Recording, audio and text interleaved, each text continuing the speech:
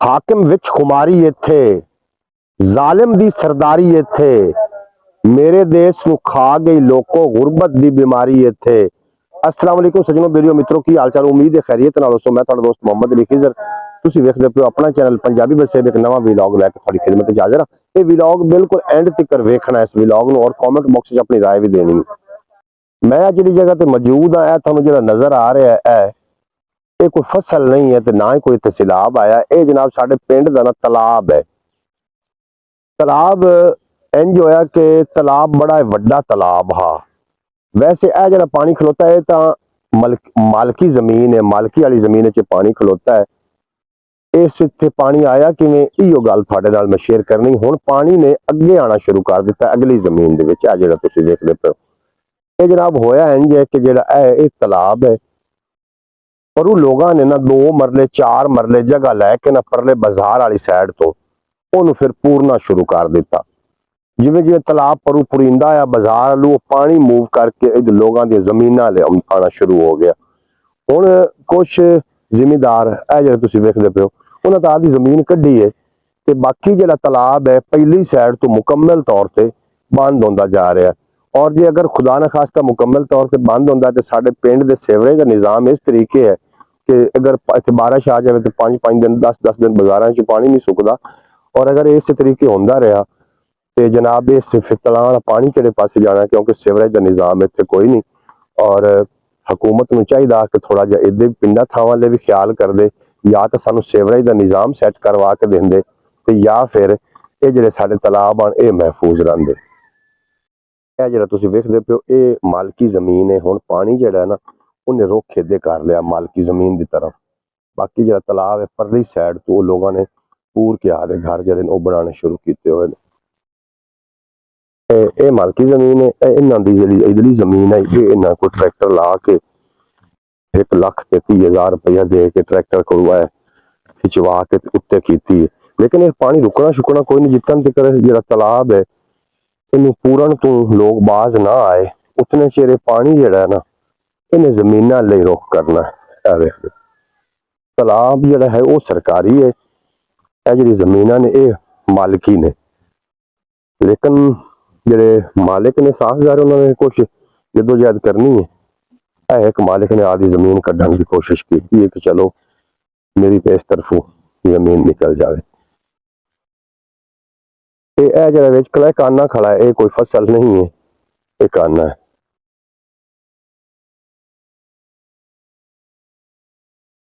साडा जरा ज्यादा बजट है ना साडे पिंड दा वो मकान उच्चे करन ते जनाब सर्फ होंदा है, मकान उच्चे करन ते लगदा है। उसदी वजह है कि साडा सीवरेज का निज़ाम बिल्कुल जीरो है। सीवरेज है कोई ना, खालियां जिहड़ियां उच्चियां हो जांदियां ते बाजारां च पानी आना शुरू हो जाता है, फिर पानी घरां जाना शुरू हो जाता, फिर लोग अपने मकान पट के उच्चे करते हैं। हर 2-3 साल बाद हर बंदे का मकान नीवा होंदा, जितने बेशक उच्चे बना लेवन। उसदी वजह सीवरेज कोई नहीं।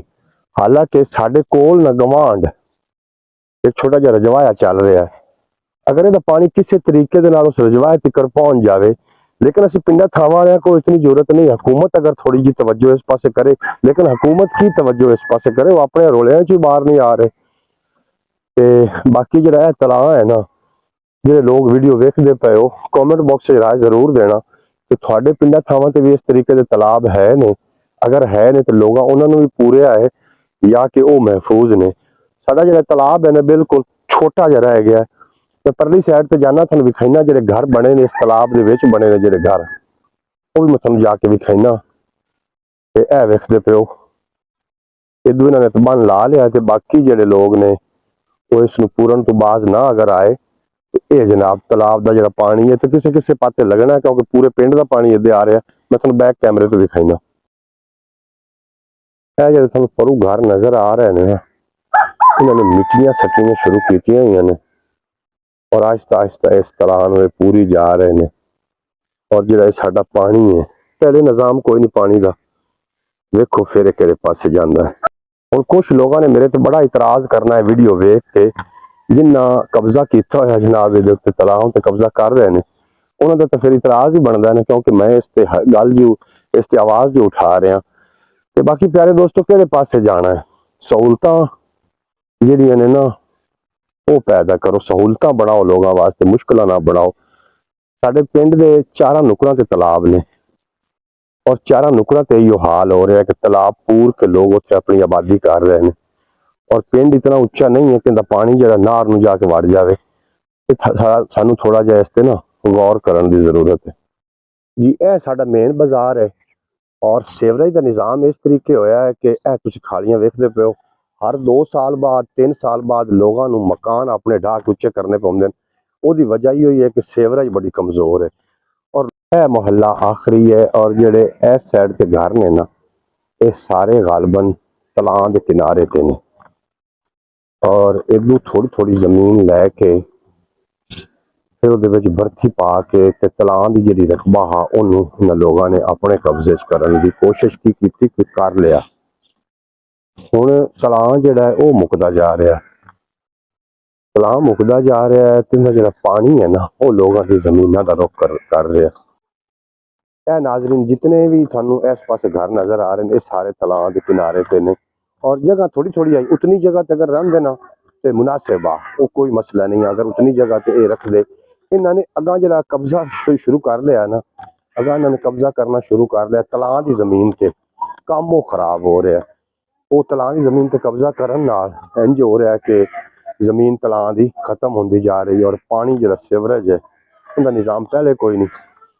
ਇਹਦੇ ਵਾਸਤੇ ਸਾਨੂੰ ਕੀ ਕਰਨਾ ਚਾਹੀਦਾ ਹੈ ਤੇ ਕੀ ਨਹੀਂ ਕਰਨਾ ਚਾਹੀਦਾ, ਕਮੈਂਟ ਬਾਕਸ ਵਿੱਚ ਆਪਣੀ ਰਾਏ ਦਾ ਇਜ਼ਹਾਰ ਵੀ ਕਰਨਾ ਔਰ ਜਿਹੜੇ ਇਦਾਰੇ ਨੇ ਇਸ ਤੇ ਕੰਮ ਕਰਦੇ ਨੇ ਸੀਵਰੇਜ ਵਗੈਰਾ ਤੇ ਉਹਨਾਂ ਨੂੰ ਵੀ ਚਾਹੀਦਾ ਕਿ ਜਨਾਬ ਉਹ ਵੀ ਕੁਝ ਸਾਨੂੰ ਮਸ਼ਵਰਾ ਦੇਵਣ ਕਿ ਅਸੀਂ ਕਿਹੜੇ ਪਾਸੇ ਜਾਈਏ ਔਰ ਕੀ ਕਰੀਏ ਜੀ। ਚਾਚਾ ਆਸ਼ਮ ਦੋਧੀ ਮੇਰੇ ਨਾਲ ਹੈ, ਟੋਇਆ ਚਾਚਾ ਪੁਰੀਜਾ ਜਾਂਦਾ ਲਾਮਾ ਚੁੰਡਾ ਤੋਂ। यार ज्यादती है हैन मुल्क मैनू गाली करनी आ क्योंकि मैं वीडियो बना के अज लेंदा पिया नेट ते ओरू परू मुल्क टोया बंद करना शुरू कर दिता। जेड़ा पानी है ना ये केड़े पासे जाऊ? ये पानी में नुकसान करे सिया घरां दा नुकसान साडे चक दे विच खालियां दा ते हिसाब है भी हर दूवे साल मकान सानू ढाह उच्चे करने पौंदे। इवें गल नहीं तुहाडे पासे हैन टोए? साडे पासे टोए हैं बाकी वो पुरंदे आई नहीं पे जिवें ये पूरी ये तो करेना ना उरू परू लगे खड़े कराना ना लगे। हुण मैनू मुल्क की आखना है, लोगां की आखना है।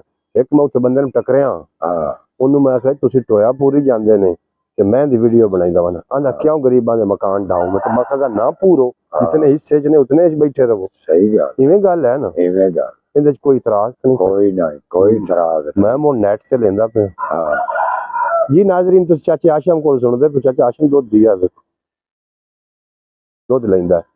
ਚਾਚੇ ਆਸ਼ਮ ਦੀ ਜ਼ਬਾਨੀ ਤੁਸੀਂ ਸੁਣਦੇ ਪਏ ਹੋ। ਸਾਡੇ ਚੱਕ ਦੇ ਜਿਹੜੇ ਪਾਣੀ ਦਾ ਨਿਜ਼ਾਮ ਹੈ ਨਾ ਇਹ ਬਿਲਕੁਲ ਬੜਾ ਹੀ ਖਤਰਨਾਕ ਤੇ ਬੜਾ ਡੇਂਜਰ। ਹਰ 2 ਸਾਲ ਮਕਾਨ ਉੱਚੇ ਕਰੋ ਜੀ ਕਿਉਂਕਿ ਖਾਲੀਆਂ ਬਾਜ਼ਾਰਾਂ 'ਚ ਪਾਣੀ ਆ ਜਾਂਦਾ, ਸੋਲੰਗ ਪੱਟ ਕੇ ਲੋਕ ਉੱਚੇ ਕਰਦੇ ਨੇ। ਲੇਕਿਨ ਇਹ ਕੋਈ ਅਸਲ ਤਰੀਕਾਕਾਰ ਨਹੀਂ। ਤਰੀਕਾਕਾਰ ਤੇ ਆ ਕੋਈ हुकूमत पाकिस्तान या कोई ताकतवर इदारा ये करदा।